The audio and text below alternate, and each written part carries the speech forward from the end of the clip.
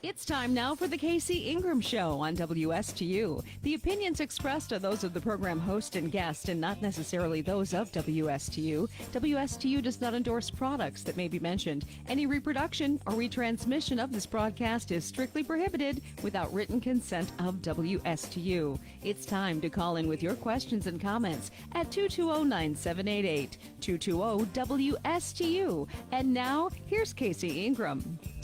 Welcome, everybody. Again, I'm here an hour early than my normal time. I want to thank Mark Breckbill. He has donated his hour for the last about 6 weeks so that we have an opportunity to get to meet all the candidates in depth, and seriously appreciate that. You will hear from Mark. He'll be back in his normal time next week, beginning at 9. But for my first hour today, we're just winding down with our Meet Your Candidate series. We've met them all before, but this hour interview gives us a lot of opportunity to know them better. Before I get into the interview with Bruce Nathan, who's running for Martin County Commission District 5, I want to remind everybody early voting is going on right now. Next Tuesday, August 20th, this is the day we've all been waiting for. This is the day that all of our races in Martin County will be decided. Martin County Commission races, why they have a district assigned to them, everybody in the county can vote for them. So make sure you get out and vote if you haven't already. And hopefully you haven't, so you can hear from Bruce Nathan here at 9. And then at 10 o'clock, I'm going to have Eileen Vargason. So, Bruce, welcome back to the studio. I'm sure you are ready to wind this down for the next 6 days. You'll be busy, but then wind down a little bit. Well, Casey, busy is not even a word that I can see. It's like it's beyond belief. So the amount of people that I've seen, because I'm a pound the pavement guy, so I've gone to Walmarts and Home Depots and Lowe's, diners, bars. I go in there, I present my cards, I engage the voter. I've done probably somewhere near or around 2,500 people. Oh, fantastic! In that period of time, because some people said to me, I'm voting for you just because you came out and met me in person and pounding the pavement, just like it used to be. So and that's the way it's supposed to be. You know, we're not supposed to just sit on social media and do it or try and push it with these flyers, which we're getting so many. How many trees are getting cut down from these flyers alone? I mean, it's insane. I've got a lot of thoughts on those flyers. And Bruce, before I go too far into the show, folks, Bruce said, hey, if you have a question, I normally don't take calls for Meet Your Candidate, but Bruce said, I want to talk to the residents. So give us a call, 772-220-WSTU, 220-9788. Bruce would love to hear from you and take your questions and know that throughout the hour. And Bruce, you're absolutely right. The flyers, first of all, not only do we go through a lot of trees, but they're often put out by PACs, and you don't even know if what they're saying is true. Right. So this one here, and it said it in the paper yesterday. I'm sure you read it. Yes. The Susan Gibbs Thomas. She says stop the growth, but she's got a PAC behind her, and she's got more money behind her than even Doug Smith. So it's pretty insane. And when she says things like conservative values, pro-life, pro-gun, that doesn't make a difference in our county. That's not what their county is running for. Back to blue, fully funding public safety. Of course, we're going to do that. So she comes up with all and stop growth. I sat right next to her at a couple of different events, and she says growth is inevitable, and that's exactly what she said. That's a quote, and here she's on her thing saying stop the growth. And the same, Smith has only been to a couple of different events that I've been to because he just tends not to show because he feels that he's just got the in, and he's to go on your 7th term is, to me, in the world of politics, is disgusting. So we need new blood, and as you know, Casey, you've said it before too. We need people that are going to go in there and really kind of surgically remove everything that these guys have done over the past years to make our county so bad. So, and then we'll go into Brightline in a little while too, because that's another big kibosh of idiocy. It certainly is. There's so much going on, and we need critical thinkers, and it's always good to have new blood come onto the dais. You have new ideas, and that's why I'm supportive of term limits. It's really tough to run against incumbents because they do have the money behind them with these PACs and stuff. So, Bruce, we talked about it before. Obviously, I know where you stand, but just for the record again, are you supportive of term limits? Oh, 100%. So there's no way I would go further than 2 terms. 8 years is the max. Don't want to do it for longer than that, as well as and Campy said it too. It's a part-time job. You have a full-time job.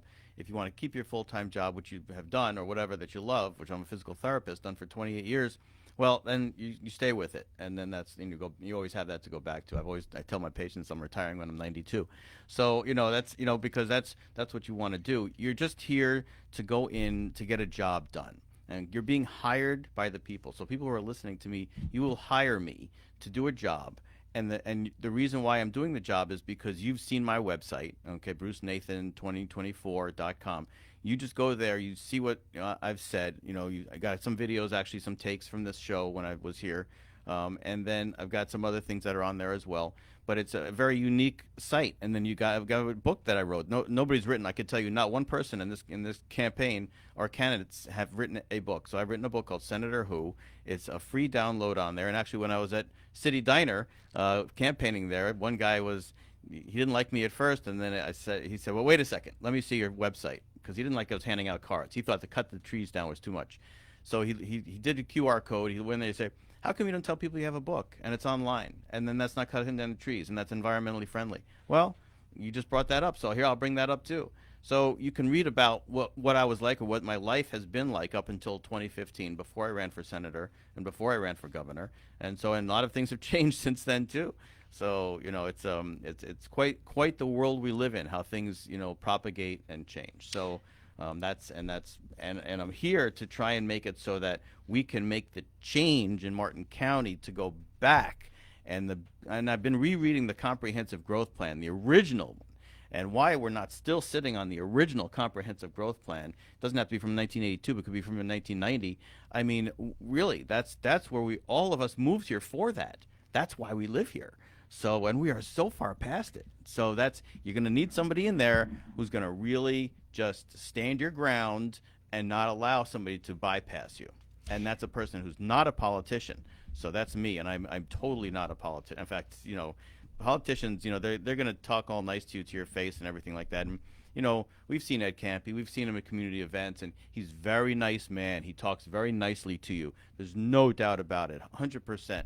But is he going to do what you want him to do as you, the person, voted him in? He is absolutely not. He's going to do whatever he thinks is the right thing to do for whatever he's getting paid for. So, and there's if you've seen the people that have been paying him now, the developers, him, Smith, and Thomas, if you've seen who's been paying him, it's a terrible thing. So that's why we have term limits. So we have to get out. But I think he has to finish this right now, because I think he's got something on the big scale here that's going to really just throw us over the cliff as a county. So, folks, we're talking with Bruce Nathan. He's running for Martin County Commission District 5. That's against the incumbent, Ed Campy, as well as Michael Circus. That's a three-way race. Everybody says, what's your party affiliation, folks? In Martin County, all the commission races are Republican. They're nobody else. Right, but you know what they don't say? You know what the supervised elections doesn't do enough of? Is they don't tell people, all the Democrats and no party affiliates, they can get out and vote now. So, yes. And because in every race but District 1, Doug Smith is closed by a write-in candidate. Right. Everybody else can vote. Correct. So, but why they haven't? Right, Vicki Davis, and she's very nice. I've met her, as well as Debbie. So, why they haven't told people to get out there and vote as a Democrat or as a no party affiliate? Because generally in the primary, if you don't have a candidate, you can't. So, because I remember the days, I was NPA for a while. I couldn't go vote. I couldn't vote. So now you can. We're doing it right now. Again, if you have a question for Bruce, 220-9788. Bruce, what do you say to the folks? You said you're not a politician, but you've ran for governor, you've ran for Senate, and now you're running for county commission. So what do you say to those folks? That kind of sounds like a politician. Well, it's so I was okay. So let's go back to the story, and it's in the book too. So I'm sitting on the couch with my wife one time. We were living in Evergreen, renting a house there with our 6 kids, and I'm watching Bill O'Reilly at that time. And I just, all of a sudden, it was February of 2015, and it just kind of like, a light bulb goes on in your head and said, you know what, I gotta run for senator. I gotta do something for this country, and then even my wife said at that time, she said, why don't you start as county commissioner, something small? I said, no, you know me, I go big or go home. That's just what I do. So that's just the way I am. So, and I'll run as NPA just so I can get my feet wet to see how it works and know how it works. And so that's what I did. So we ran through the state, had the whole family involved. Actually married the wife that I have now, and we had kids and all these things. We took RV trips around the state and did all those things just to kind of get to know how to do it. Well, if you don't have a decent amount of money and you don't have any backing, you're going to get a very small percentage of the vote. So I figured, okay, now let me become a Republican. Let me run for governor, and let's see if I can, do that. So here I go from one of 100, which is the Senate, where shall become one of 50, which is governor. Governor, as you know, maybe people don't know this. Governor is like your president of your state. So that he has the control and the power to do just like what president can do. He has the power and control to not allow federal agents, federal people on the state grounds per our Constitution. He is allowed to. He has a lot of power. So I said, all right, let me run for governor. Let me see what I can do to try and bring this state up and make it so that we can all as people come back together, because the division is just too much for me. The Democrat-Republican division, it's way out of control. So let me see if I can do that and make that happen. So then I went around the state again, okay, not so much family this time. It was more me, but I had a huge team. So I had a team of volunteers that helped me do it. But we could only raise a total of $28,000. So, and then I figured at that time, well, if you can't raise $1 million, you're not going to be in the running. And then all of a sudden in June, I believe it was June 21st, I want to say, of 2018, well, Donald Trump decided to say, Ron DeSantis, you're the man. I'm picking you. I'm endorsing you. Well, that kind of threw me under the bus at that time. So then I said, okay, but I still never gave up. Our team still kept going and whatever. And then I even ran to the primaries, didn't make it through the primaries, obviously. And then I decided to switch my party affiliation at that moment. Went to Tallahassee. I switched from Republican to NPA right after the primaries. There was no law stating that I could not do that, and there was no law stating that I could not still be on the ballot as NPA. So I did that. I went and I put myself out there. I said, I want myself on the ballot. They said, you can't be on the ballot. I wrote a motion. I went to court in Tallahassee. And I'm a physical therapist, so I wrote the motion. I figured out how to do it, made it happen, went to court.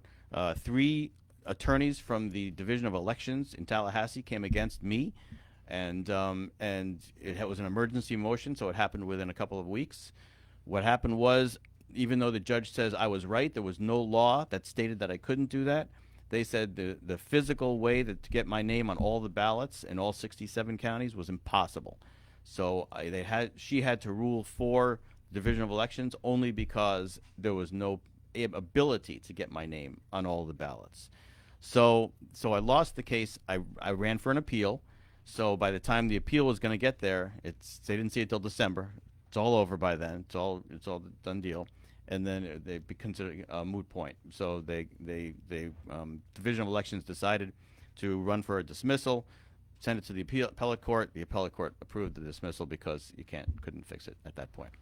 So that's what I did. But that's not really what I do as a politician. You do that to try and see the people see that you just have the will and the angst to get out there and make yourself known so you can make the change. So people talk on Facebook all the time. They talk on all these social media things. But you're never going to get change that way. You're never going to make it so the people are heard. I want to make it so the people are heard.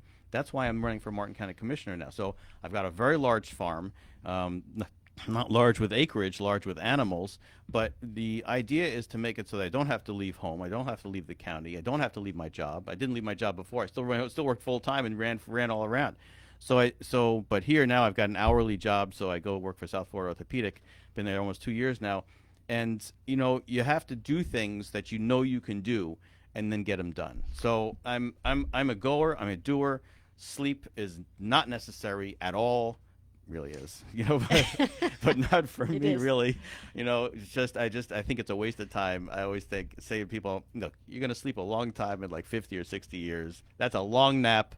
Until that time, I'm not sleeping. So without elaborating, because we're going to talk about a lot of topics, what are the top 3 issues as you see it in Martin County for voters? So the growth is number one, obviously. So it's to stop the growth, and I'm getting more. And when I talk to people and they see my cards are just like tiny one of these. So when they see my cards and it says stop the growth, they say I'm voting for you. Okay. Because I am the stop the growth. I'm not slow growth, not moderate the growth. Stop it. Stop the growth. What's number 2? Tax reduction. Okay, our taxes are going way up, and I'm not actually for that half-cent tax for the conservation of land, because I know it's not going to all go there. I know it's going to go somewhere else, and that's the problem. We can conserve the land without having taxation. And number 3. that blue-green toxic algae is coming back. It's actually at the right at the in Lake Okeechobee, right there, right now. And the red tide is actually on the other side of our state too.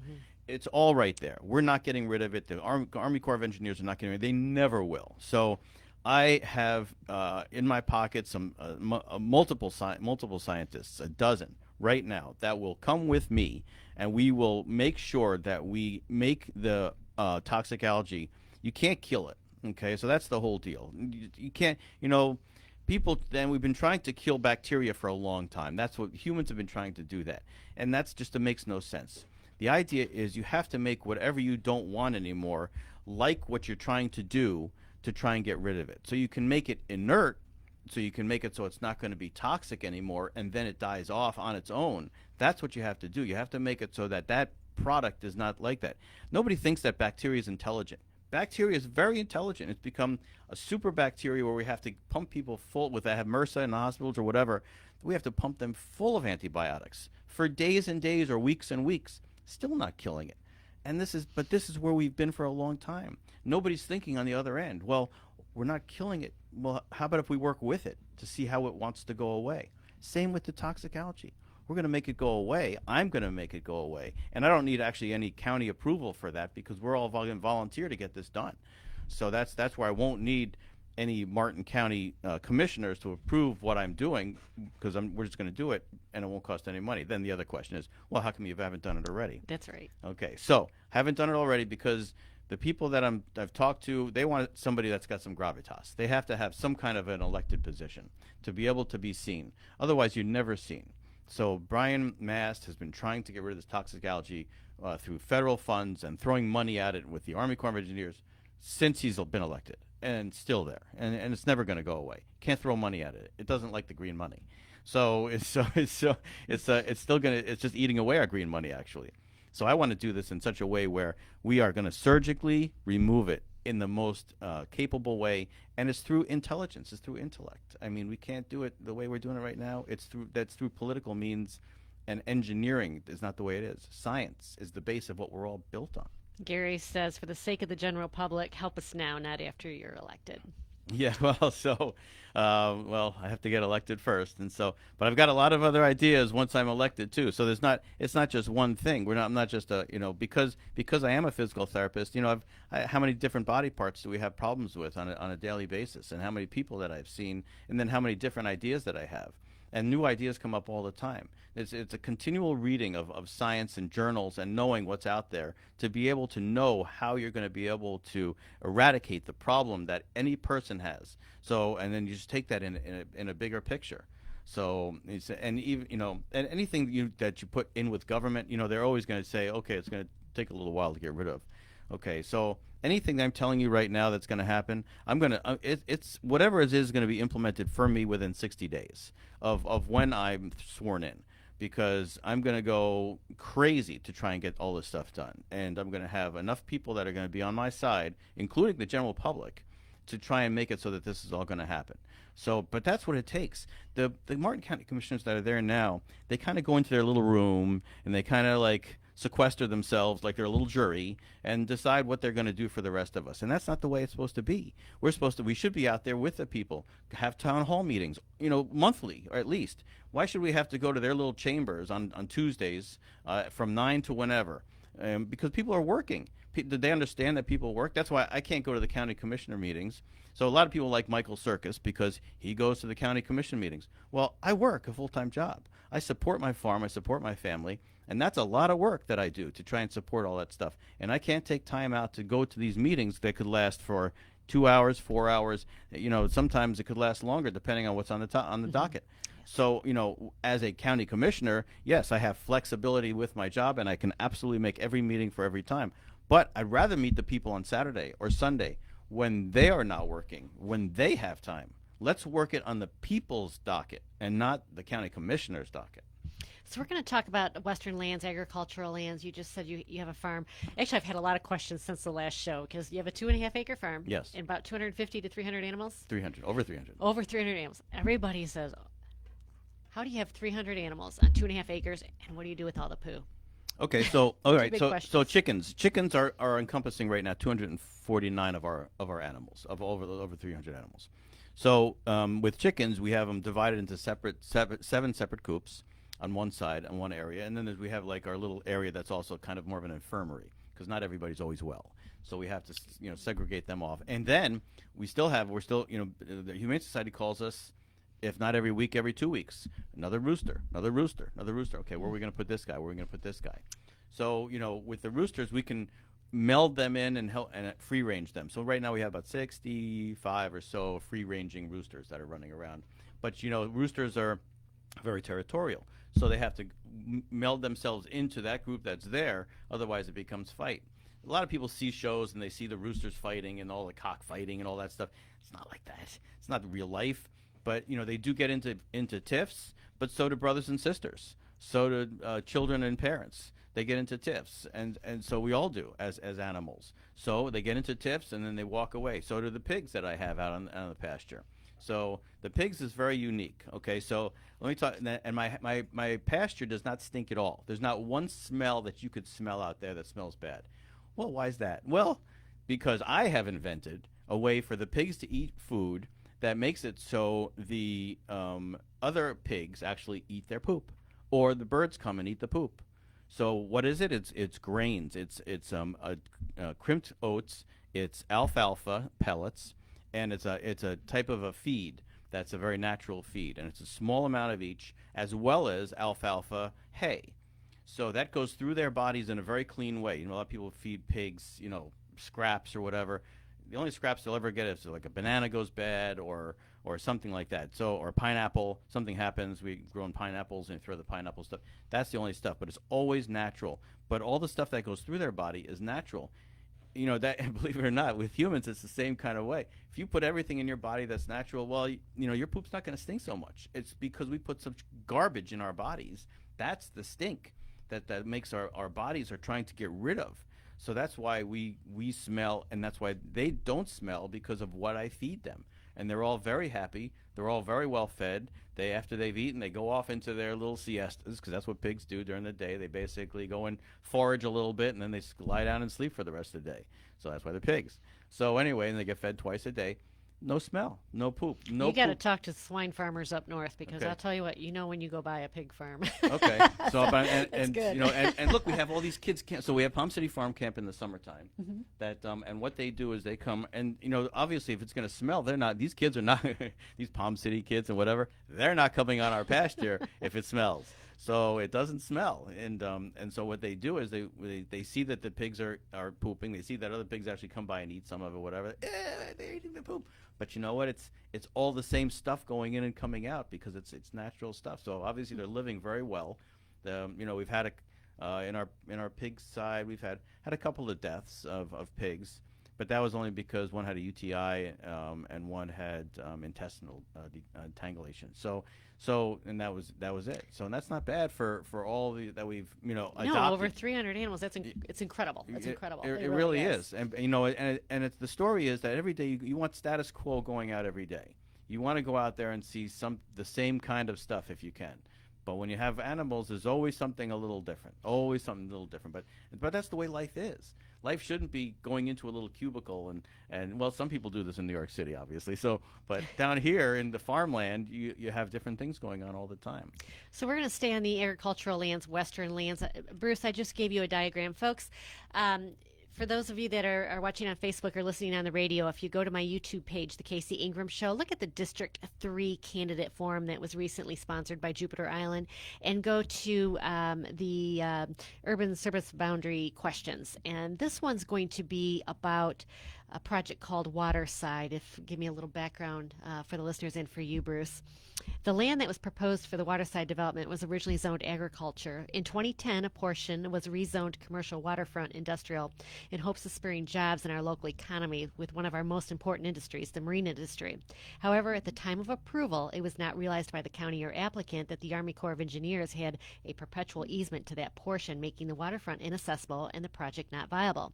The land remained in agricultural uses until KL Waterside proposed an industrial park with 1 million thousand plus or million square feet plus warehouse. Cal requested to swap the agricultural portion that abutted Canner Highway with the industrial commercial portion that abutted 96th Street, in large part to avoid more traffic and semis along 96 because of the elementary school located there, as well as the residential homes. The comp plan amendment was approved with conditions among them, and this is key. First, residential uses shall not be permitted. Secondly, no net loss in agricultural lands. In 2022, Kale Waterside parceled off the agricultural portion of the parcel. Then they purchased an abutting agricultural parcel of nearly 100 acres. With the same land planner that represented the industrial park, they are now proposing the following. Waterside is requesting a comp plan amendment and land use change that proposes 1,000 single-family homes with a density of 2.7 unit per acre, according to the county website. Now, folks, this is 1,000 homes on 375 acres. To me, that's 3.7 units per acre, but the county does list it as 2.7 units per acre. This is on agricultural land that is zoned 1 unit for 20 acres. This property is on the corner of Canner and 96th. It abuts our urban service boundary. It also has a freestanding urban service boundary with the industrial park. I bring this up because this is an example of the intense pressures that are on our urban service boundaries to expand it, just one at a time. We're right next to it. They could reach out and touch it almost. It's going through development right now. They'll be coming to the commission asking for a comp plan amendment as well as a land use change because it is zoned agricultural. You know, as a commissioner, Bruce, how do you approach proposals like the Waterside project, which involves developing 1,000 single-family homes on land initially designated to remain agricultural and residential just 2 years ago? In such cases, do you prioritize adhering to the comprehensive plan, or are there circumstances under which you would consider granting exceptions due to the proximity of the urban service boundary? Talking to a farmer. So I cannot even imagine this, and that's our whole problem. That's my whole candidacy here of Stop the Growth. I mean, something like this would not be approved in any capacity for me. Now, okay, so I'm 1 in 4 commissioners coming in. So if Eileen comes in, we'd be on the same side. So we'd be 2 and 3. So depending on who else. If Caps came in, it might be 3-2. So and we have to push this stuff back. Okay. So like I said, the proponent is let's go back to the original comp plan of 1990. I want to dissect that plan and see what's there, and see what's changed from that time. And I want to see how we can make it so we go back. Now, at that time, there was no urban service boundary. They didn't have that. They didn't bring that on forward until in the 2000s. So, but they had talks about it back then.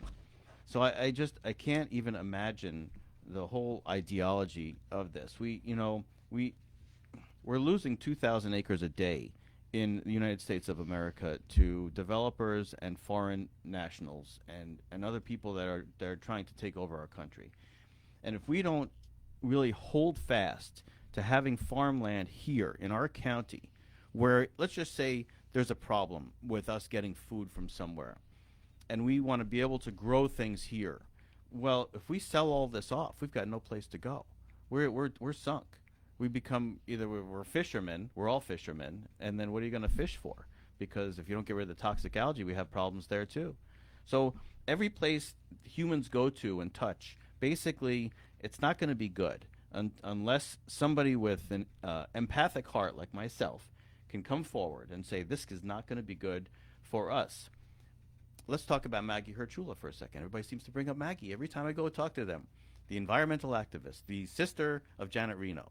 So I'm not exactly like her, but I do believe in the passion that she had with the environment, and I think it was a great passion. And I would like to hold that steadfast passion. She just died a couple of years ago of a heart attack, but I would like to hold that passion and bring that forward. And yes, of course, then she got sued, but she lost. But she was an environmental person. She did not know legalese. She did not know how to use a statute and put it on your side and make it so that statute would stick. And we have a lot of statutes that are out there that nobody wants to look for or find, that are legal statutes that will make it so that I can hold our ground for what we are and what we're doing. And I will push that back to the county commission and say, this statute here says this. And actually, we have them in the old comp plan. There are old statutes that are back there that are Florida statutes that we should have stuck to. Now, then everybody says, well, we made amendments. No, but we don't want amendments. The people of Martin County don't want the amendments. We want our old comp plan back. We don't want the rural lifestyle, which was the latest one. We don't want the urban development, which was the one before that one. We want to come back to that comprehensive growth plan that everybody thought was the great idea to keep Martin County as it was. And as I go around and talk to all the people, and like I said, it's we're somewhere near around 2,500 people, there's not one person that's saying, oh, why aren't we developing here, or let's grow there, or let's put a thing over there. No, everyone says stop the growth, we have to pull it back. There's not one, and because our county commissioners are saying, well, we're only at 2%. You know, Ed sat here probably a week ago maybe and said, we're only at 2%. That's a lie. Everybody knows that's not true. You look around the county, you can see that that's not true. It's definitely more than 2%. I just got a 2% raise. I know what 2% is, so I know exactly what 2% is. So we have to make sure that we pull it back, and this is a no-go. So for me. So let me ask you, I've seen the ads where you had the chainsaw and you said you're going to stop growth. Your signs are stopping growth. Yeah. You brought up Maggie Herchala, and there was a Lake Point case that was probably one of our larger ones in the county where there's a lawsuit because the county commission, some decisions that made, there's a lot to it. But you can't just go out there and tell somebody they can't use their property the way it's zoned or the way it's regulated anymore. There's the Burt Harris Act, for example. You've got to be careful about taking away a property owner's rights. So how do you stop some of this development? They've already been given these rights through these comp plan amendments. Right. It's not as simple as just going out there and saying, I'm going to reverse that amendment, because now you got a property owner that says, when I own this property, it was given these rights. But if you've got a statute that's on your side from the state of Florida, then you have that right to pull back whatever you need to, because you have a pre-existing law that's there. And that's what people don't want to know or look at or see or find. So the lawyers, I think, that help to run the commissioners, that work with the commissioners, look at it from their point of view and look at it not from the legal status. And I just don't think they do. I see what they sign off on, and it's not really for the people. So, and I would, and would I take it as far as Tallahassee? You better believe I would. And I would take it to court to Tallahassee. So I would do it, and I'm not going to have any money spent by lawyers on our side. I would make sure that I got involved, and I did it because I've done it. I know what it takes. I do have a daughter who's in law school right now. I never even talked about my kids yet, but we are what we make. So my oldest daughter's a doctor, okay, became the youngest doctor at 27. The next one, she's in law school right now at St. John's Law.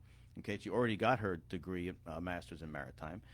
Third one went to West Point. Not easy to get into West Point. Did it, made it. Army Ranger, airborne. He's active now. He's up in Savannah, Georgia. So we are what we make. Fourth one is going to UCF on Friday, and she's going to health sciences. She's going to wants to be a physical therapist. Fantastic. So that's not 5 and 6. Jury's out. We'll see what happens there. But this, we are what we make.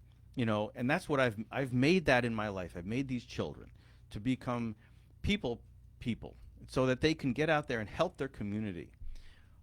My daughter, who's doing law, she had to do some volunteer work for people up there, and she was so happy to be able to do the volunteer work as a legal person, not a lawyer yet, but as a legal person put in by her law firm, to be able to, because she already did a summer, to be able to help people and not have it, so they have to pay the $300 or $400 or $600 an hour.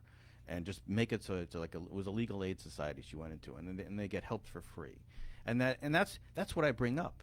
This is who I raise, is go help the people, So that's for me, that's what it's all about. And so we have to make it so that I will be the one standing in front. So yes, when I hold a chainsaw and you say I cut it down, yes, I will go cut it down, because I think it's important that we get in front of this now.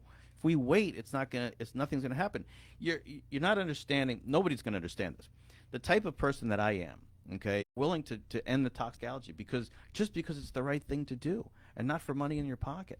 So that's because we have people on this planet that are willing to just go out there and get things done for the right reasons. But And that's where here I people am. are asking, why haven't you done it? How long have you lived in Martin County? Well, I've been here for 24 years. So you've seen a lot of toxicology. So, So yeah, but I didn't start running for anything for a long time, and I was kind of bogged down to unfortunately in 2006, bad divorce that went through for a very long time, and fighting for my kids and all these things. You go through things of life changes. Right. So now I get along with my ex-wife who actually works for Mark, very well. Mark Breckbell. Yeah, Great. Mark Breckwell, and so it's nice. We finally had this whole turnaround, and it's a nice thing because it's nice when you can get along with people. So and that's what you have to do. Now, can I get along with politicians very well?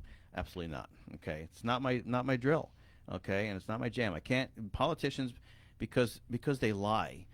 I just when people lie to you, and even when my patients tell me, well, I did some of the work, but I couldn't do all the work. You have a home exercise program, so I didn't do it all. Well, do you want to get better? Do you want to make a change in your own body?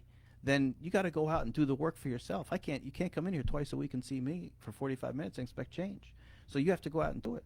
And that's what it would take. So believe me, the amount of gravitas that I would be able to pull in, the amount of people that I'd be able to pull in this county that would want to see the change and want to help work towards it, I could bring them all in. And like I said, it's not coming to the tiny little place that everybody has to go to in the county center. It's going to see them where they live. It's going to Hope Sound. It's going to Harry and the Natives. It's going to City Diner. It's going to places where they like to be, and sit down and talk with them. And how can I help you? What can I do for you? And let's make that change.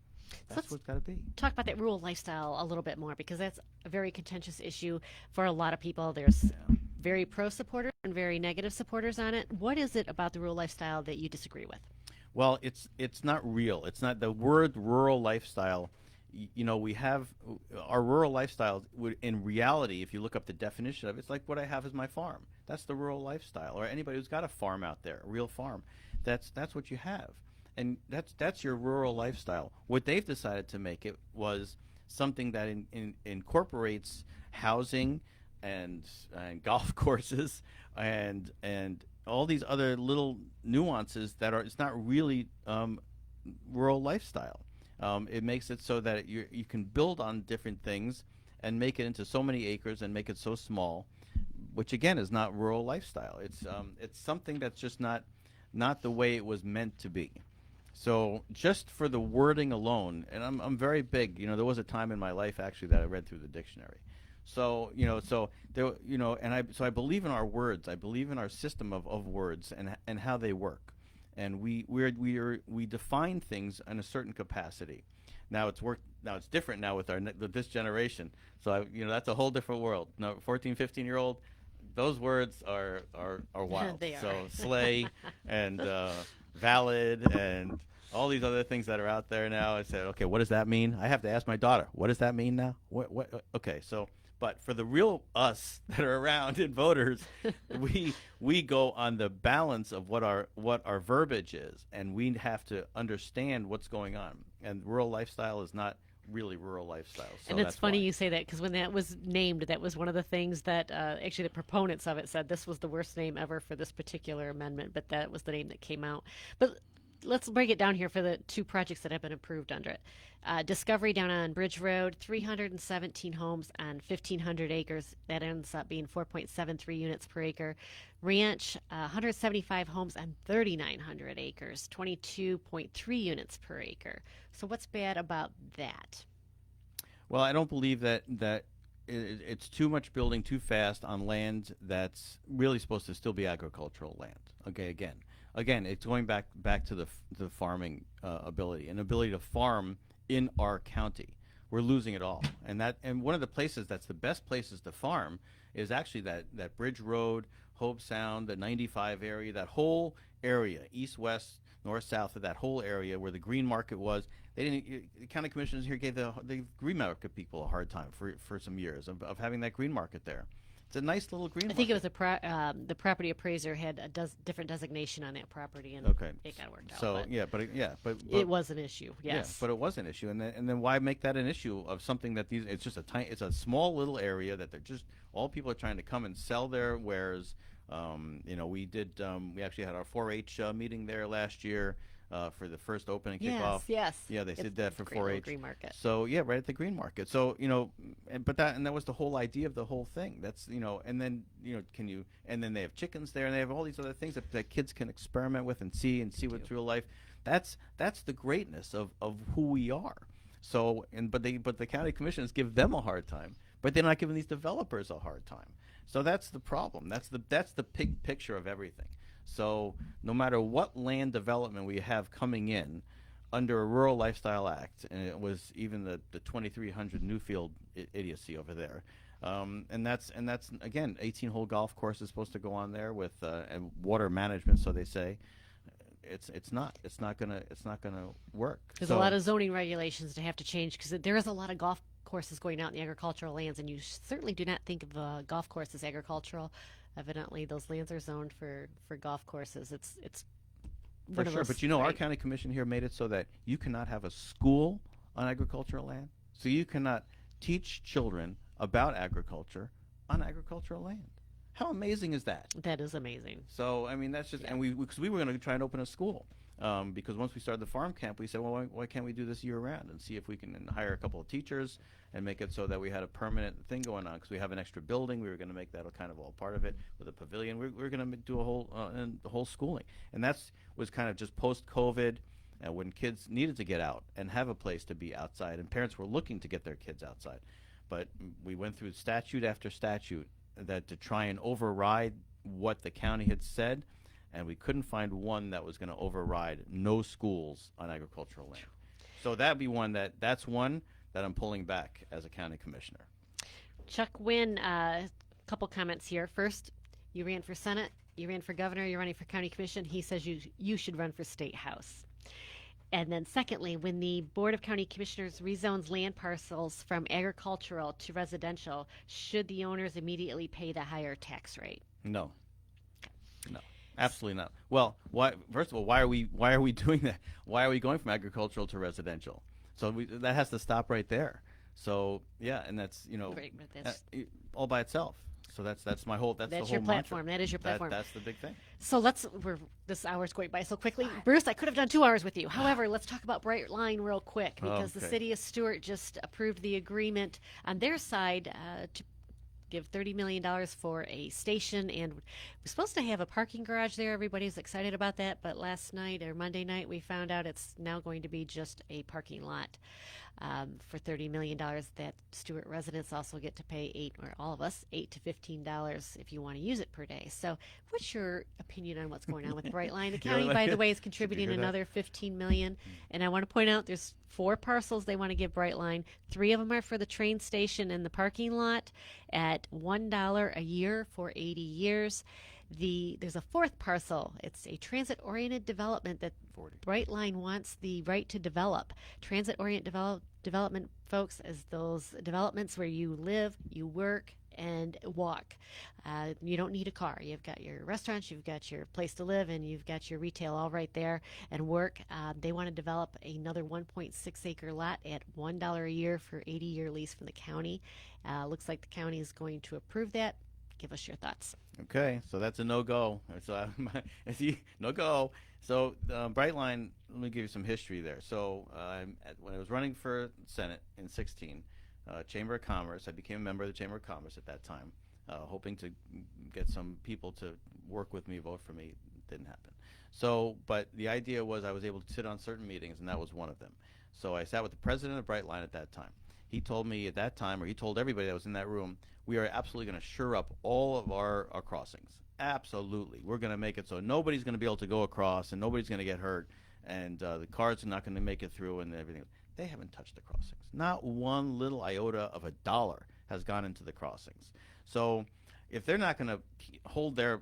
And we'll pay for them if they do, by the way. Yeah. So if they're not going to keep their promise for what they said back in 2016 for that, and we're having these trains go through, well, you think they're going to keep promise for anything else at all? So nothing. They're gonna try and back away and try and make you the taxpayer hold the money that's gonna be put on all of this stuff. So the whole Brightline thing needs to get pulled away. I was always a proponent for Brightline getting a nice station up in Fort Pierce. Fort Pierce, and I said this as Senate, and then I said it again as governor. Fort Pierce has the area. They've got the space. They've got they need the ability up there. There's a need up in Fort Pierce to have more jobs and more hotels in the sites that they're talking about, and it would be great for them. So, are we being selfish here to say we're going to do a station here off against St. Lucie County? Why? What's the point? When the taxpayers, it's going to end up on their shoulder. So we should not have anything to do with let the Brightline just come through, let them shore up the stations, let the crossings. And I got to tell you, if me as county commissioner, if they don't shore up the crossings in a short time, they're not going to be passing through Martin County too much longer. I'll take them to court. Well, unfortunately, Bruce, your predecessor and that Board of County Commissioners made an agreement that you, as a county commissioner, when you get elected, can never speak out against the train, nor can you talk to opposing groups about the train. That was in their settlement agreement. So being elected county commission will prohibit you from doing that because the county commission did Something that. to think about. Well, they don't represent most of the residents that are opposed to the train. They can't oppose it. So just one of those things that happened. Okay. But I appreciate the thought. Okay. But somewhere there's a Right. judge, okay, that might decide to reverse that. Okay. And a judge could. So Right. and somewhere there might be a governor that might reverse that. There you go. Okay. So you never know. So you have never to know. look to the positive future that you can do what you need to do if you have the right representative looking out for you. And that's the whole point. So that's why you see all these things on these signs and whatever. You see somebody's endorsed by somebody else. Everybody's been endorsed. Even Circus got endorsed by two people. I purposely didn't want to get endorsed by anybody because my only endorsement is by the voter, 100% by the voter. Once the voter endorses me and I win the seat, then boom, I'm working for you. And that's who I work for. And that's what it says on my site too. Once I get elected, a lot of people are like, oh, kick back, put your feet up. No. Now we got to get to work. Now the job begins. What items in the budget would you cut to help cut taxes? Well, I just heard the other day there's a business development budget budget for business development there. That goes right out. So what are we spending money on business if we don't want to if we're trying to hold our county to be small right now? So why are we going to spend money to have more business development come in?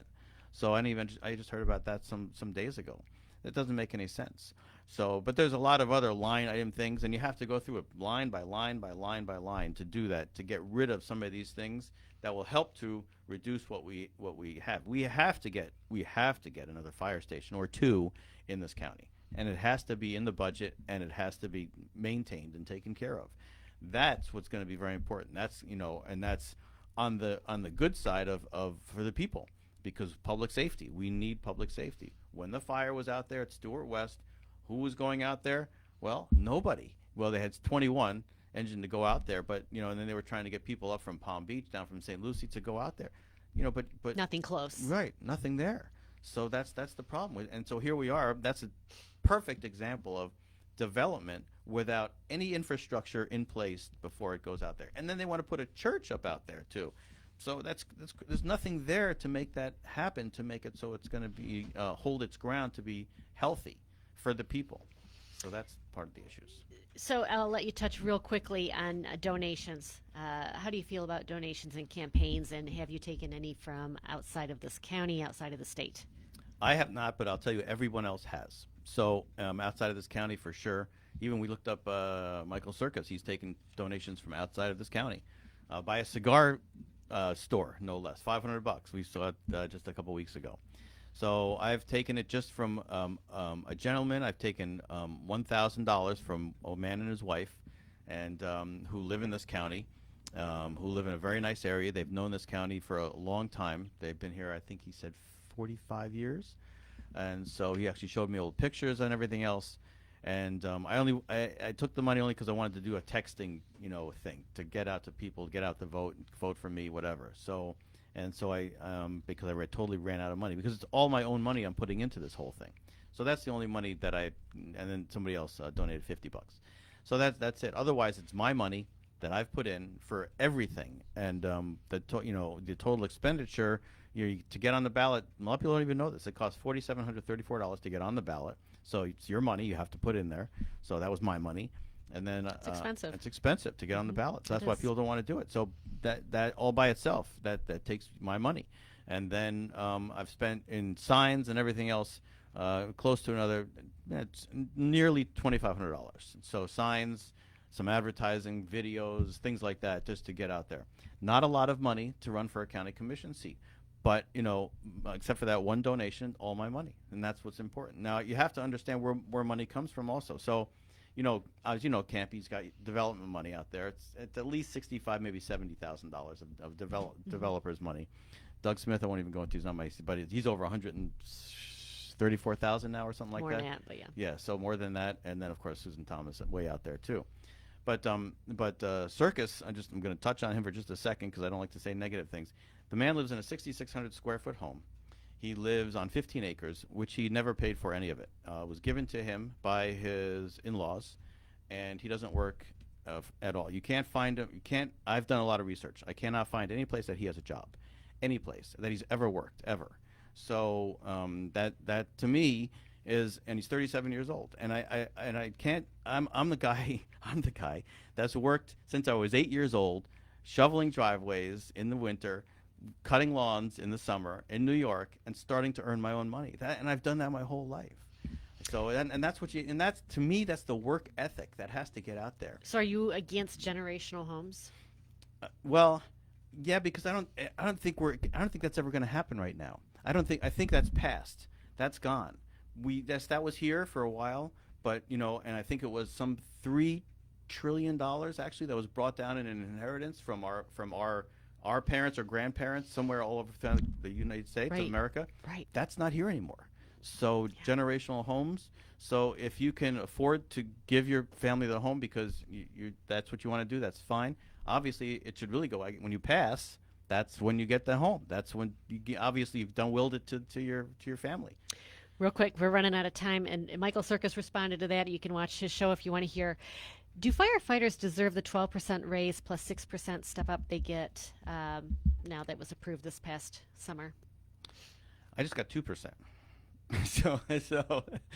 But it's hard to say what they should get. I would like to talk about that to find out if it's 12% plus another 6, right? Every year 6%. That's it's because I think they started a pretty low salary, to tell you the truth.